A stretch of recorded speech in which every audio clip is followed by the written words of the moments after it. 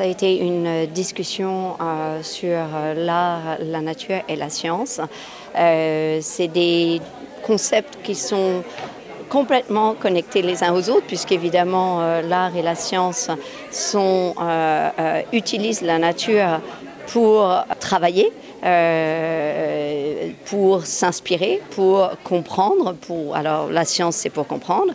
L'art, ça va être plus pour aller au-delà dans la représentation de cette nature. Et finalement, l'intérêt dans les deux disciplines, que ce soit les artistes ou les scientifiques, ce qui est recherché, c'est véritablement de comprendre les vérités cachées. Par la science que je connais mieux puisque je suis scientifique, ça va être avec une méthodologie bien précise et avec un avancement, avec une sanction par les pairs, parce qu'effectivement chaque travail que nous mettons ensemble, eh bien, on va l'envoyer à des pairs, donc d'autres scientifiques, et qui vont évaluer si c'est valable ou pas valable. Alors qu'en art, ce mouvement est moins pas réel, puisqu'en fait, une fois que le chef-d'œuvre est conçu, il est conçu et il ne bouge plus. J'ai effectivement pris cet exercice de conférence comme un moyen dans le cadre des 25 ans de la République de Maurice, pour réfléchir à quelles pourraient être des voies très intéressantes qui ne demandent pas d'investissement financier important, mais qui demandent une compréhension commune de tout ce que l'art, la science et la nature peuvent apporter dans nos sociétés.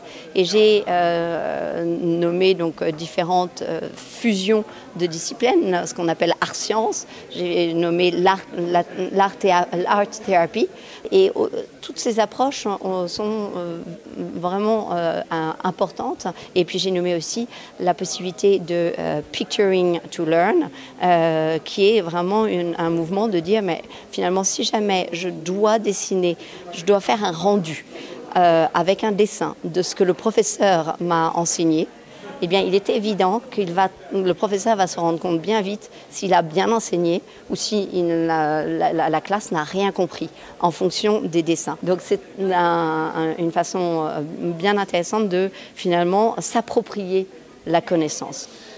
Il est évident que l'art et la science ont des normes différentes, ont des approches différentes, mais à la fin, ce sont deux modes d'expression de l'individu qui permettent de voir et de reconnaître des possibilités dans la nature aussi bien que dans la société humaine.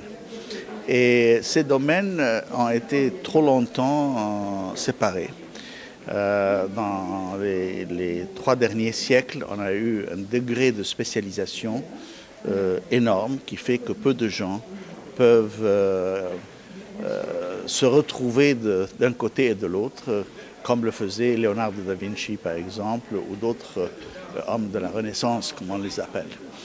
Et là-dedans, je pense que c'est une responsabilité pour ceux qui gèrent l'éducation des jeunes, d'assurer que pas seulement on leur donne une assise solide pour les sciences, que ce soit les sciences naturelles ou les sciences humaines, mais surtout qu'il faut les relier avec la philosophie et avec l'art.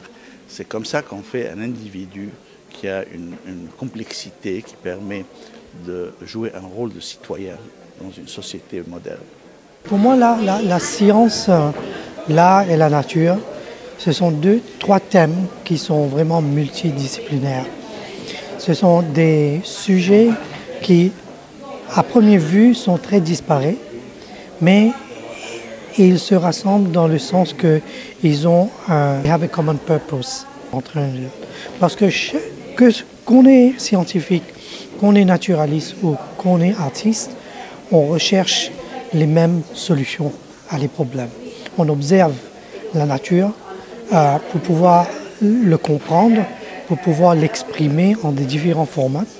Et le scientifique, lui, il essaye de trouver, pour pouvoir décrire, pour pouvoir expliquer les processus derrière comment la nature fonctionne. Okay?